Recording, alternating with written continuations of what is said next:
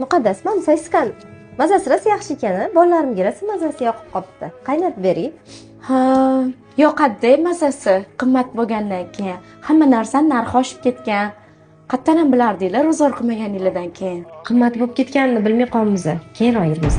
Biz ham ro'zg'orga yetkiza olmayapmiz. Faqat sizlarni bolalaringlarni o'ylab olib kelvermanglar-ku yerim. Uyga kommunalkasi bor. O't bu yoqqa, shular narsasini yema. Aka, tinchlikmi? Nima bo'ldi? Qachondan ukam?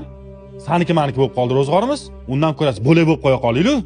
Ne unaqa deysiz aka? Menimcha ozgina tushunmovchilik bo'lgan bo'lsa kerak.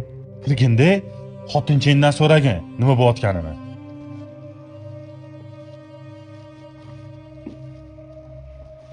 Assalomu alaykum adasi. Yaxshi keldingizmi? Mamutga o'tirganda. Ha. Menga qara. Senga nima yetmayapti? Kamchiliging bormi? Yo'q adasi, qachon qarasa kelib xolodilnikdan hovligan narsaligini olib chiqib ketishadi. O'zligi ham shunaqa, bolalari ham shunaqa. Men bolalarim yeyman deganda topa olmayman hech qayerdan. O'shanga ozgina tushuntirib qo'yuvdim. O, nimani tushuntirasan? O, meni akam bo'ladi, meni jigarim bo'ladi.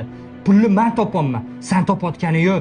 Akam bilan meni o'rtamga sovuvchilik tushirish harakat qilmagan. Tushundingmi? Adasi, nega men tushungingiz kelmayapti? Men sizni o'ylovdim, belizorib pul topib kelyapsiz-ku. Akangiz erkak kishilar-ku. Nega o'zlari ro'zg'or qilmaydilar? Menga qara, ko'zing yoshini oqizib, meni raqamni keltirmoqchimisan? Agar sen meni o'ylaganingda, hozir akam bilan meni o'rtamga sovuvchilik tushirmagan bo'larding. Shuni esingdan chiqarmagin. Kerak bo'lsa, akam uchun sandakasini mingtasidan ham ketishga tayyorman. Sen oluvchilardan emas, beruvchilardan bo'lgani uchun shukr qilgin. Ko'zi ochiq ko'rmagan,